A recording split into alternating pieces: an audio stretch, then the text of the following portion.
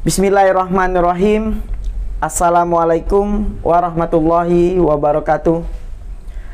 Kembali lagi bersama saya Raden Kelana Official.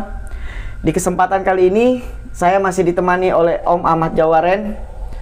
Pada video saya kali ini kami akan membahas masalah ilmu kebatinan, yaitu pembungkam. Untuk lebih jelas lagi, tonton video saya sampai selesai.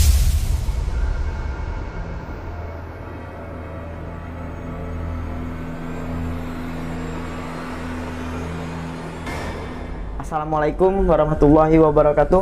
Waalaikumsalam warahmatullahi wabarakatuh. Gimana kabarnya Om? Alhamdulillah baik. Terima kasih sebelumnya untuk Om Ahmad Jawaren yang telah berkenan untuk membagi kisah pengalaman pribadinya ke channel YouTube Raden Kelana Official. Dan mungkin kesempatan malam ini Om Jawaren akan menceritakan tentang ilmu pembungkam ya Om? Ya. Betul. Ayo Om. Bismillahirrahmanirrahim. Assalamualaikum warahmatullahi wabarakatuh. Waalaikumsalam warahmatullahi wabarakatuh. Baiklah, di sini saya akan bercerita tentang masalah ilmu pembungkam, yang mana ilmu ini banyak dipakai oleh orang-orang zaman dahulu, apalagi di zaman perang, yang mereka pelajari dari pondok-pondok pesantren untuk melindungi mereka dari kejahatan-kejahatan yang akan dilakukan oleh orang-orang yang tidak bertanggung jawab atau orang-orang yang ingin menyakiti mereka. Kegunaan ilmu ini adalah untuk pelindung diri, bukan untuk bangga-banggaan atau membangga-banggakan diri untuk menyakiti orang ataupun ingin merugikan orang lain. Adapun kegunaan ilmu ini adalah untuk mengunci kekuatan atau langkah atau perbuatan orang yang ingin berbuat jahat kepada kita. Ini banyak diamalkan oleh para santri yang belajar dari para kiai-kiai atau ustadz-ustadz mereka yang dibekali untuk pergi ke tempat yang cukup rawan agar mereka bisa dilindungi oleh Allah Ta'ala dengan melalui amalan-amalan yang mereka kerjakan. Amalan ini terdapat pada surat Yasin ayat 67 yang bunyi walau nasa'u lamasahnahum ala makanatihim famastatu'u mudiyya wala yarji'un. Dari kesimpulan ini kita dapat mengambil dari arti yang nyata, yaitu jika kami kehendaki, kata Allah, niscaya kami ubah rupanya, lalu mereka terdiam di tempatnya, mereka tidak lari ke muka ataupun mundur ke belakang. Jadi dari sini ini arti yang nyata, yang tersurat adapun yang tersirat. Yang tersirat adalah segala bentuk kejahatan yang akan ditujukan kepada pemakainya, itu mereka akan merasa takut atau merasa ngeri atau merasa segan untuk menyakiti orang yang tersebut. Memang di belakang yang mengamalkan ilmu ini, orang itu banyak yang berhujat ingin mencelakai, ingin membunuh atau ingin berbuat yang tidak baik. Makanya di zaman dahulu para kiai-kiai banyak yang mengamalkan amalan ini agar mereka dilindungi oleh Allah Ta'ala dari kejahatan manusia atau kejahatan setan, iblis yang selalu ingin menghancurkan umat manusia. Di sini kita dapat mengambil kesimpulan dari ayat ini. Ya, kami, kata Allah, akan merubah rupanya. Merubah rupanya berarti bukan merubah bentuk kita,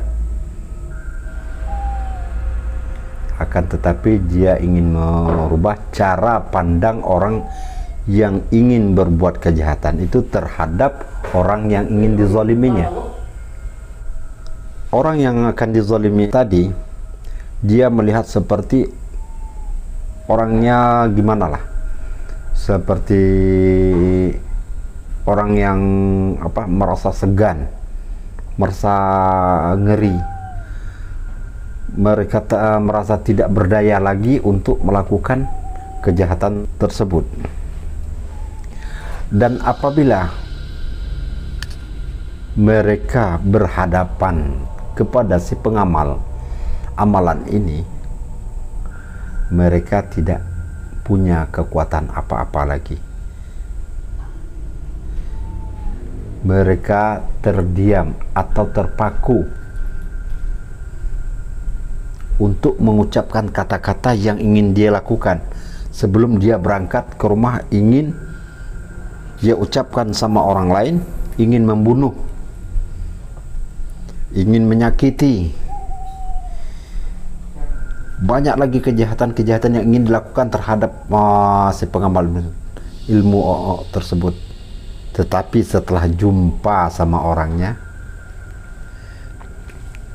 perkataan itu sudah lain.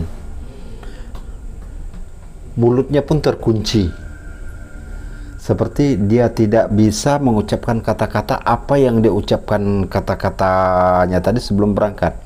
Yang katanya tadi ingin mencelakai, ingin menyakiti, tapi setelah bertemu orang itu merasa takut, ngeri terhadap orang pengamal ilmu tersebut. Mereka seperti terpaku, terdiam. Rasa-rasa takut itu timbul, mau berlari, sudah gerakan badan sudah terkunci, mau mundur sudah tidak mungkin lagi. Akhirnya mereka pun terdiam, terkunci, semua batang tubuh mereka terkunci. Bagi pengamal ilmu tersebut, mereka juga tidak boleh sombong, angkuh, takabur, karena Allah membenci orang-orang yang mempunyai sifat ini. Apabila kita menggunakan ilmu ini untuk kejahatan, untuk berbuat ingin menzalimi orang lain, ingat, Allah akan balas sesuai dengan kejahatan yang mereka lakukan terhadap orang tersebut. Karena ilmu ini bukan untuk dipergunakan untuk kejahatan, hanya untuk melindungi kita, untuk melapisi kita dari orang-orang yang ingin berbuat zalim. Contohnya, kita ingin pergi berjalan ke tempat yang rawan lah, kayak gitu, yang orang mengatakan di sana orangnya kasar, ingin suka berkelahi, ingin berbuat zalim. Tapi salah satu jalannya kita untuk pergi ke jalan lain nggak ada. Mau ke jalan untuk mintas ke tempat lain, memutar tempat lain, jalan sana nggak ada. Salah satu jalan yang harus kita tempuh untuk pergi ke tempat yang kita inginkan adalah jalan tersebut. Maka kita harus yakin dengan amalan ini. Kita berlangkah dari rumah dan dengan mengucapkan bismillahirrahmanirrahim, bismillahirrahmanirrahim, Allah, la haula wala quwata illa billahil aliyil azim. Maka berangkatlah kita di rumah seperti yang hajat kita ingin kemana kita pergi tadi, maka pergilah. Kita berserah semuanya kepada Allah, karena kalau kita sudah berpasrah kepada Allah, insya Allah Allah akan lindungi orang yang seperti ini. Karena segala kejahatan, segala perbuatan yang ingin menzalimi itu adalah kuasa Allah. Kalau kata Allah tidak, maka Allah tidak akan terjadi apa-apa. Maka apabila kita sampai di tempat tersebut, apabila sampai di tempat tersebut ada orang yang ingin berbuat zalim tadi, maka dalam hati kita membaca wirid ini, insya Allah orang itu akan, yang tadinya mungkin kata orang ingin buat jalan, insya Allah orang itu akan terdiam. Dan dia pun, orang-orang di situ mungkin merasa kita waktu lihat itu seperti orang yang kenal sama dia, padahal kita nggak kenal. Jadi di situ dia bilang, orang itu kamu tanya, mau kemana bang? Mau apa, yang ngapa bang ke sana? Jadi di sini timbul rasa kasih sayang. Orang itu akan tunduk aja sama kita. Apabila ada salah satu dari antara mereka yang ingin berbuat zalim, maka seluruh kekuatan tubuhnya akan terkunci, akan terbungkam, nggak bisa bergerak apa-apa. Inilah salah satu manfaat dari ilmu ini, yang mungkin kita bisa mengamalkan dengan ini, cara mendekatkan diri kepada Allah Ta'ala. Jadi banyak lagi yang manfaat-manfaat dari ilmu ini yang mungkin kita tidak tahu. Itu hanya rahasia Allah dalam ilmu ini. Ini adalah salah satu penggunaan dari ilmu ini. Memang pada dahulu kalanya memang ini sangat digunakan. Pada dulu kan zaman-zaman perang, zaman-zaman apa itu, banyak mengamalkan ini. Anak-anak pesantren itu kan dia untuk memperjuangkan kemerdekaan, membela kebenaran, menghancurkan kebatilan. Maka dia kan akan pergi berkelana kemanapun dia pergi, insya Allah mereka tidak akan takut lagi, karena dia sudah berserah diri pada Allah.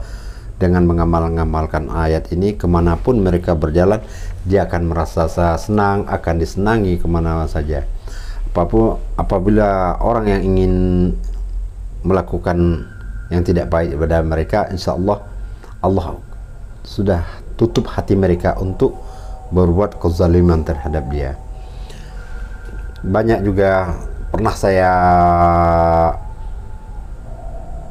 ada seorang pengamal yang salah menggunakan dari amalan ini, berbuat dengan tidak baik, yaitu berbuat kejahatan untuk mencelakai orang lain, seperti ingin merampok, maling, dan apa sejenisnya yang bisa memberi mudarat kepada orang lain, merugikan orang lain. Tapi akhirnya ilmu ini akan memakan diri, akan merugikan orang tersebut. Apabila dia membungkam orang lain, maka ilmu itu akan membungkam dirinya sendiri. Ingat, Allah akan balas semua perbuatan atau semua kejahatan yang kita lakukan terhadap orang lain yang kita zalimi. Memang pada hakikatnya tidak terhadap orang tersebut, tapi ke orang lain pasti insya Allah akan Allah berikan ganjaran atas perbuatan ini. Jadi untuk mengamalkan dari ilmu ini, kita harus pertama kita harus sholat. Dan banyak aturan-aturan lain yang perlu kita ikuti dari penggunaan dari ilmu ini. Salah satunya kita tidak boleh meninggalkan sholat. Jangan mengamalkan ini. Sholat hanya untuk pengamal ilmu, itu salah. Anggaplah kebiasaan diri kita membaca ayatnya, anggaplah ini sebagai zikir kita terhadap Allah, minta perlindungan kepada Allah. Insya Allah ilmu ini akan berjalan dengan semaksimal mungkin. Kalau Anda mengamalkan ilmu ini hanya untuk mendapat ilmu ini tidak akan berarti apa-apa terhadap Anda. Jadi kalau memang Anda ingin mengamalkan, rajin-rajinlah sholat, serah diri kepada Allah. Jangan ada terniat dalam hati ini mengamalkan ilmu sholat hanya untuk mengamalkan ilmu ini. Yang kedua, banyak lagi amalan-amalan yang harus diikuti dari wirid dari ilmu sini. Hanya ini yang dapat saya berikan atau saya paparkan masalah ilmu ini. Mudah-mudahan bagi pengamal atau yang sering mewiridkan ini, pergunakanlah dengan baik. Jadikanlah ini sebagai pendekatan diri kita kepada Allah. Dan bagi teman-teman yang lain ingin mengamalkan, insya Allah mudah-mudahan bisa diamalkan. Tapi kita perlu tata caranya. Insya Allah kita akan berikan cara jalannya di kesempatan yang lain. Mudah-mudahan ini dapat bermanfaat bagi kita semua, bagi diri saya sendiri, bagi kita semua. Semoga kita lebih dekat kepada Allah dalam mengamalkan apa-apa yang kita baca di keseharian kita. Baiklah, di sini Om Ahmad Jawaren telah menerangkan tentang ilmu pembungkam itu tadi, dan tata caranya pun sudah dijelaskan oleh Om Ahmad Jawaren. Nah, di sini saya sedikit ingin bertanya kepada Om Ahmad Jawaren masalah ilmu pembungkam ini. Ya, di cerita Om tadi kan sudah Om jelaskan bahwa ilmu pembungkam ini adalah ilmu yang diamalkan oleh kebanyakan dari anak-anak pesantren ya Om ya. Iya, ya. Nah, di situ memang ilmu ini memang dipelajari atau memang diberi oleh ustadznya itu untuk penjaga diri atau gimana Om? Kebanyakan kalau untuk dipelajari itu sudah tentu, tapi untuk tata caranya ya tentu harus ada gurunya. Tanpa seorang guru, anak murid tidak akan pandai. Seorang anak tidak akan bisa berjalan apabila tidak dilatih berjalan. Begitu juga dengan ilmu ini. Memang anak murid mempelajari, sebab dalam mengaji itu memang ia pelajari dia itu. Tapi cara etika atau cara pengamalan ini memang dia belajar lagi sama seorang ustadz atau gurunya atau kiainya, supaya mereka lebih dalam pengamalan ilmu ini dia lebih mudah untuk mencerna, untuk cara pengamalan yang terbaik agar ilmu ini jangan memakan pada diri mereka. Nah, di sini juga saya masih sedikit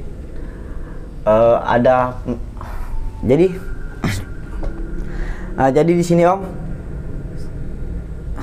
Jadi di sini secara pribadi sebenarnya saya ingin bertanya kepada Om Ahmad Jawaren masalah ilmu pembungkam ini.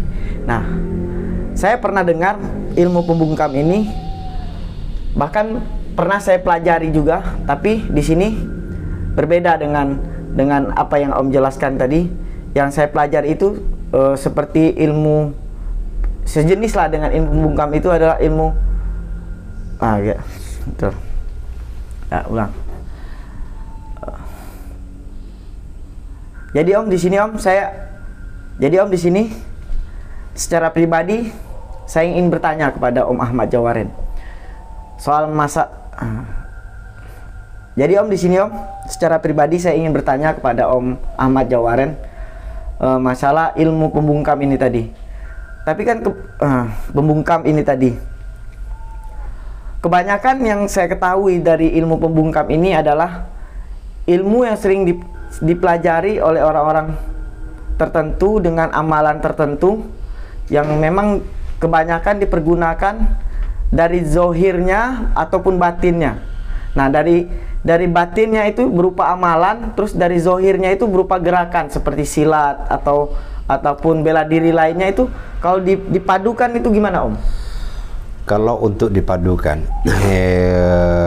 memang pada penggunaan itu seperti pembungkam ini digunakan oleh para pendekar, juga ada digunakan para pendekar itu untuk melindungi diri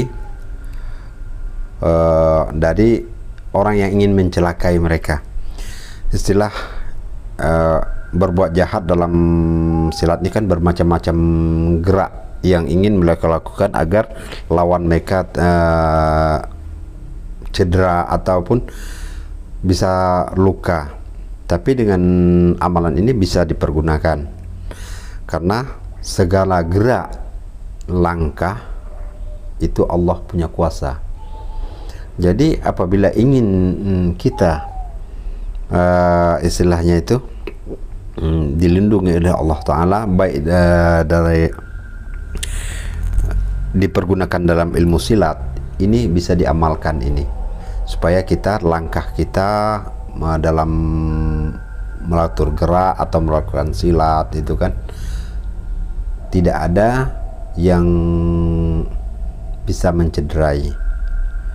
Makanya ini di zaman dahulu para kiai, para ulama, para pendekar memberi amalan-amalan ini kepada murid-muridnya untuk pelapis, pelindung diri, pelindung langkah, pelindung gerak pada murid-muridnya gitu. Di samping ini kan banyak amalan ini juga istilahnya ini orang akan merasa sayang. Istilahnya niat orang itu yang ingin berbuat zolim, ingin buat jahat, tetapi setelah ketemu kita merasa sayang, segan, apa gitu. Jadi banyak sebenarnya pada inti ini itu hanya pembungkam ini hanya salah satu penggunaan dari ayat ini, tapi kegunaannya cukup banyak, tetapi sesuai dengan wirid-wirid tertentu. Nah, baiklah Om. Jadi begini Om, baiklah Om. Jadi masalah ilmu pembungkam ini ya mungkin teman-teman semua juga baiklah Om, mengenai ilmu pembungkam ini mungkin teman-teman semua juga penasaran juga nih Om, masalah ilmu pembungkam ini. Apakah semua orang bisa untuk mengamalkan ilmu ini Om? Insya Allah bisa, yang penting ada keyakinan yang terlepas daripada itu. Hilangkan sifat keangkuhan, kesombongan, dan ketakaburan. Allah benci dengan itu. Apabila orang ini mengamalkan ilmu ini dengan sifat yang ada, insya Allah itu tidak bisa. Berarti kuncinya tetap keyakinan. Keyakinan yang kita, kuat gitu ya. Keyakinan yang kuat. Keyakinan kuat dan berserah dirilah kepada Allah. Yang penting jangan digunakan untuk kejahatan, itu aja. Nah ini Om, satu lagi pertanyaan terakhir dari saya. Ya. Nah, setelah kita mengamalkan ilmu pembungkam ini tadi Om, ya. Nah, waktu penggunaan ilmu pembungkam ini apakah waktu di saat tertentu Om? Misalnya dalam kondisi kita dalam keadaan mungkin dalam keadaan kita lagi mepet, ataupun memang nih, misal contoh nih, misalnya saya mengamalkan ilmu ini, terus saya ini merasa saya ini kurang nyaman gitu untuk keluar rumah atau apa gitu. Mungkin di luar saya ini banyak musuh atau banyak orang yang gak suka pada saya. Apakah ilmu itu bisa saya gunakan begitu saya keluar rumah, atau di saat saya bertemu dengan lawan saya, apakah di saat saya bertemu dengan lawan saya mengamalkannya atau gimana Om? Istilahnya itu. Nah, ilmu ini kan Allah punya rahasia, bukan manusia punya rahasia. Apabila dia sudah sebati dengan orang pengamal tersebut, dengan tidak dibaca pun dia sudah sejalan dengan badan. Itu yang dibaca, memang kita perlu dibaca, nggak mungkin ilmu nggak perlu dibaca. Itu apabila kita teringat, sebab kita ada masa lengahnya, ada masa ingat, masa nggak ingat, masa tidak ingat, inilah dia sudah ada di dalam. Apabila kita ingat, kita bisa baca, sebab kita sudah mewiridkannya dalam sholat dengan tata cara yang telah kita amalkan. Jadi nggak perlu istilahnya baru bertemu lawan kita mau baca. Ini kalau istilah pendekar ini sudah kena baru mau ngelak, itu bukan ilmu, itu bukan bacaan. Allah Ta'ala tidak mau hambanya itu tercederai dengan orang-orang yang zalim. Oh, jadi amalan ini bisa dipakai ketika kita keluar rumah lah ibaratnya Ya, Om, ya? betul. Untuk istilah untuk sebagai antisipasi dari kejadian apa yang bakal terjadi kepada kita. Betul, Berarti betul. sebelum kita keluar rumah, kita boleh mengamalkannya. Betul. Setiap keluar rumah lah gitu Om ya. Ya baiklah Om. Terima kasih buat Om Ahmad Jawaren yang telah membagikan pengalaman pribadinya, membagikan pengetahuannya tentang ilmu pembungkam ini kepada kita semua. Semoga apa yang disampaikan oleh Om Ahmad Jawaren bisa dimengerti dan bisa bermanfaat untuk kita semua. Akhirul kalam, wabillahi taufik walhidayah. Wassalamualaikum warahmatullahi wabarakatuh.